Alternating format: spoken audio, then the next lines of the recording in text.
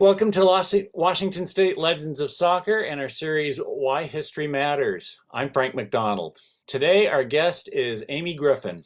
Amy, as many know, grew up in King County and was a member of the first United States FIFA World Cup champions. She then moved into coaching, becoming one of the nation's first 10 female A licensed women and serving at several colleges, but most notably as associate head coach at Washington for 24 years. She's the coach of the U.S. Deaf National Team and executive director for OL Reign Academy. Welcome, Amy. Thanks for having me. It's good to see you. All right. Amy, when you started playing this game, what do you remember motivated you? Was it friends? Were you joining friends on a team, your parents or siblings, or did you have local heroes that moved you to get into this? I think maybe a little bit of everything. For sure, my brother played soccer at the time. I was a tomboy, so I can definitely say it wasn't my friends that lured me to play sports, but that's where I found all of my friends that all my really good friends. I Uh-huh. found wanting to do the same things I wanted to do, which was get sweaty, show off.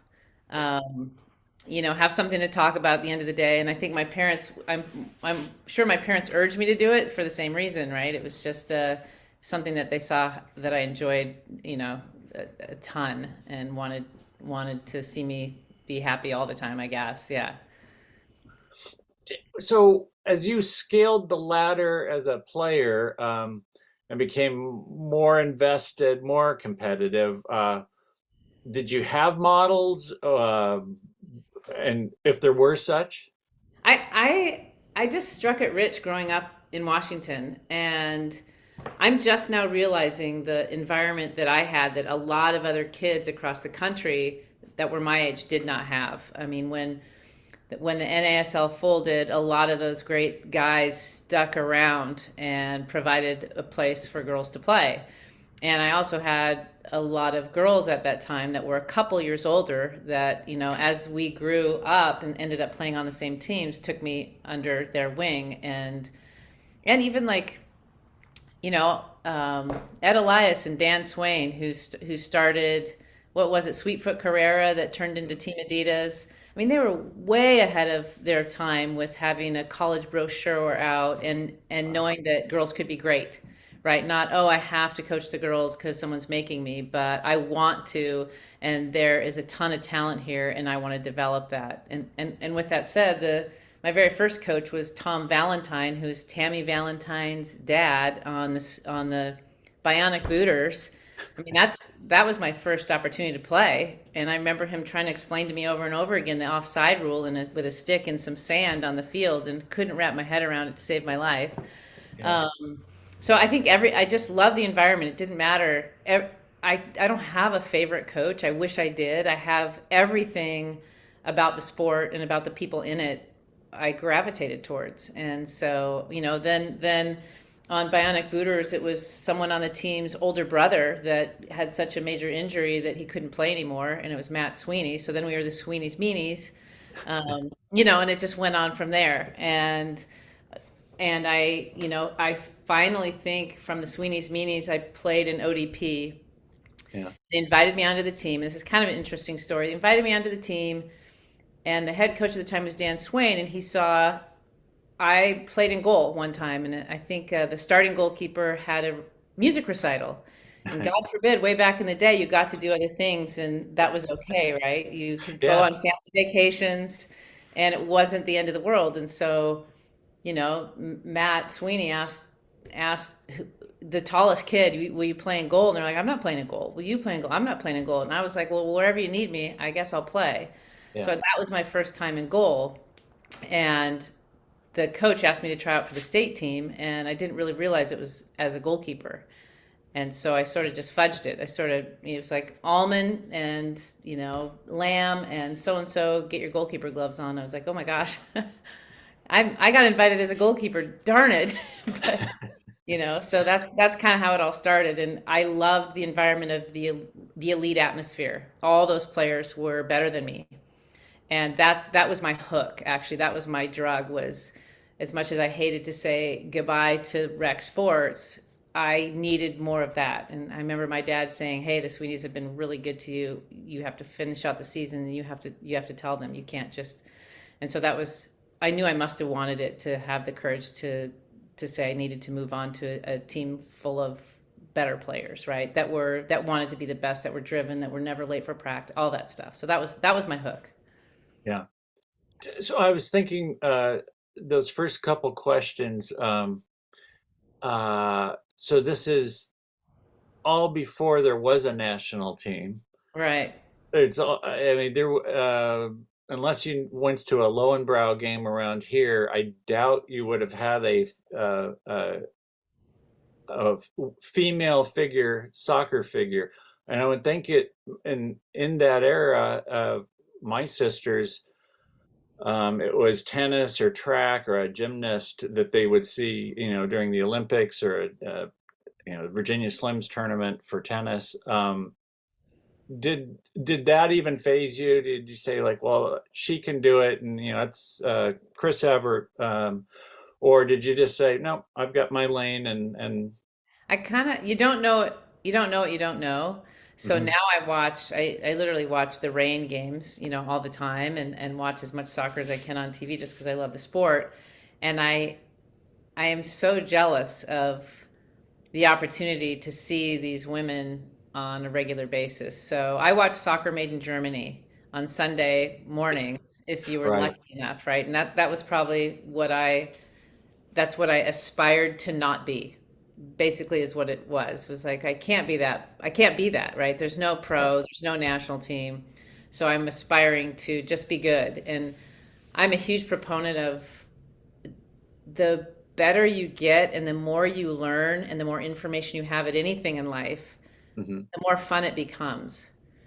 And so I wasn't really aspiring to have a gold medal. I just was aspiring to be as good as I could be. hmm And I mean, I think if you ask a lot of players now, you can ask, Megan Rapinoe or Sam Mewis or the current gold medal winners. I don't think they're done getting better. I think it's just a token. The medal is just a token of the journey. You can you can say, "Man, this journey was awesome. I have proof." But I think there's a little bit of a letdown. I know for me, I was like, "Oh my gosh, this means, you're dancing on the podium."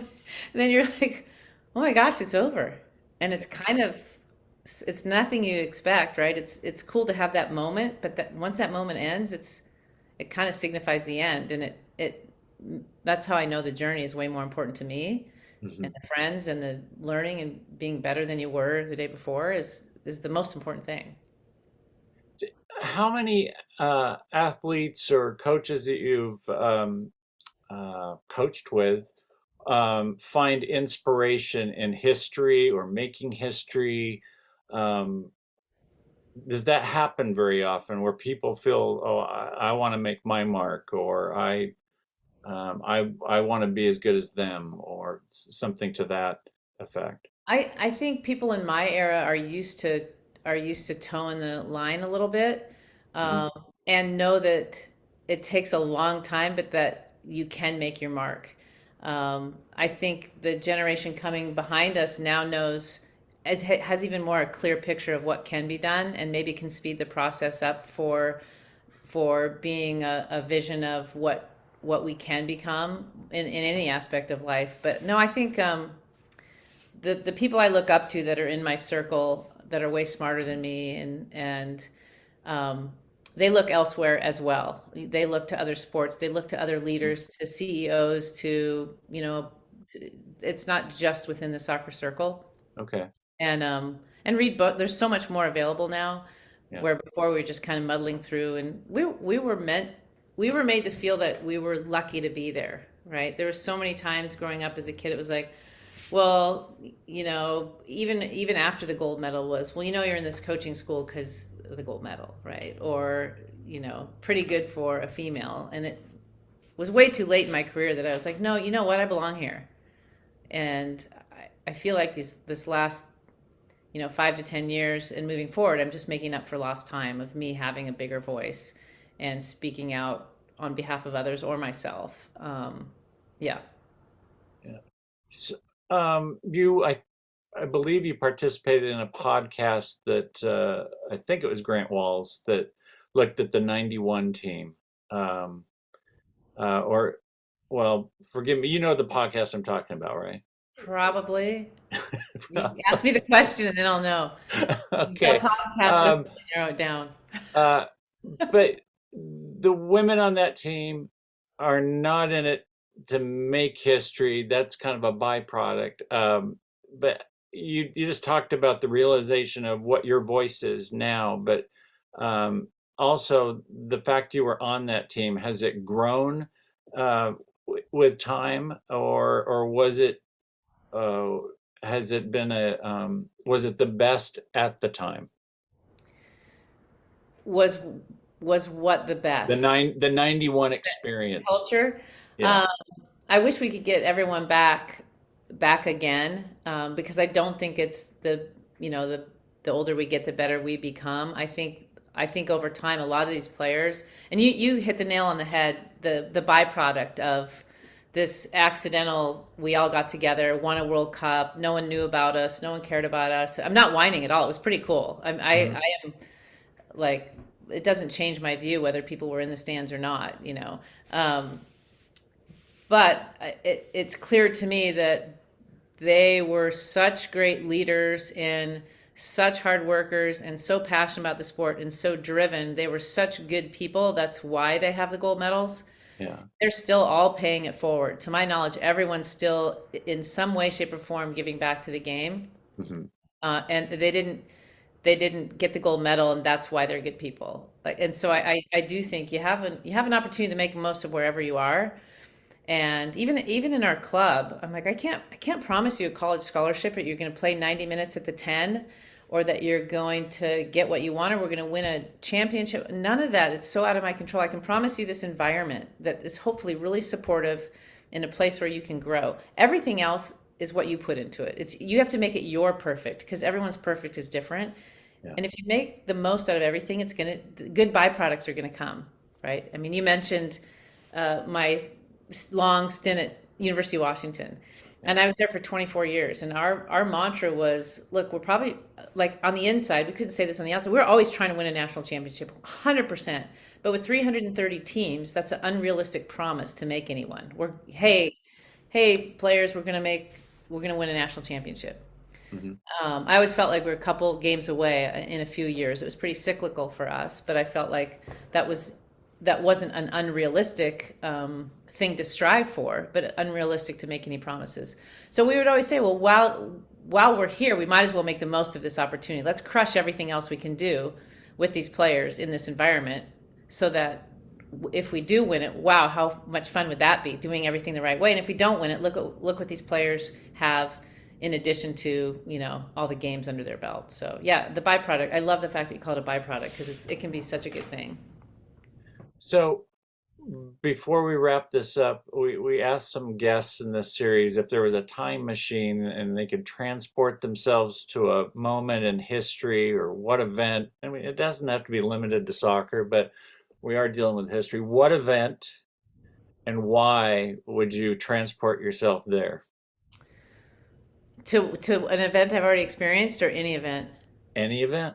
Oh my gosh, that's a tough one for me, because I always think the next event I show up at is going to be the most fun event. I have Huh? serious FOMO, so I don't know. I remember, I can't I can't picture anything that I haven't been to, but watching, for me, the USA France game most recently in France at the World Cup.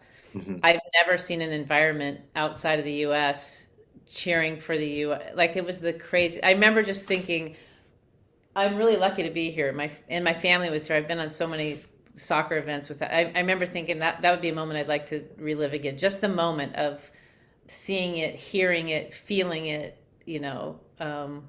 Because again, I've come a long way. It was before anyone even wanted to watch women's soccer, right? And you could tell that just everyone was on pins and needles. It didn't matter who you were cheering for, France or the USA. It was pretty cool. But there's not a moment like the moment that I dream about that I could transport. I can't. I haven't thought. Like I said, I have no idea what it's going to be. So I can't picture it. Yeah. Yeah. Well, history, you never know. I always think of the baseball game where they play 162, but you don't know when you go to the park if you're going to be there on that meaningless day where there's a perfect game, and that's history, or what. History can happen wherever. I mean, really. I mean, it depends on a confluence of abilities and motivation and so on. But can you think, lastly, I'll just ask that, the most unexpected moment that became special, that became part of your history? Do you remember a day like that? Um, that's a great question. I I've just been in a lot of other people's circles, sort of in this on the sidelines. But I Your remember, Zelig? yeah, yeah, I remember even the '99 event, right, where I was a Mhm. fan in the stands, and who knew that Brandy ripping off her shirt was going to be the iconic moment where there's a statue at the Rose Bowl Stadium of the players on at the mid stripe cheering her on, and like that was one of those where were you moments, Yeah. right? It did change history, and I was there for the before, and I was watching it happen. Sort of, I was a color commentator for the other round games, and then I got to be a fan as a former national team player. And then you have someone like my former team captain was Carla Overback, and she was on the field, and with the yellow ticker tape coming down and 90,000 people in the stands, she had the wherewithal to find the alumni in the stands, so Lori Henry and myself and a couple others, and ran up, and she shoved security guards aside and said, "You guys get down here. This is for you. This is for you." And so that moment, I mean, that brings tears to my eyes. That Yeah. moment to be down on the field and just knowing what was sort of on the horizon. It took longer than I thought. Yeah. That was pretty cool. That's cool. I'm getting bumps, and I'll tell you later where I was when, because I was there, but I wasn't where you were. But but thank you, Amy. I mean, those are great stories, and I'd like to hear your perspective. And I'm so glad you're from our community and have a impact so far beyond. So I just thank you, and thank you for your time today. Thanks for all that you do. All Appreciate it. right. Well, we appreciate it. Thanks to our producer, Leanne Johnson, and thanks to all of you for watching Why History Matters. For more on the history of Washington State soccer and to learn more about Washington State Legends of Soccer, go to wasoccerlegends.org. We appreciate your support, and we'll see you next time.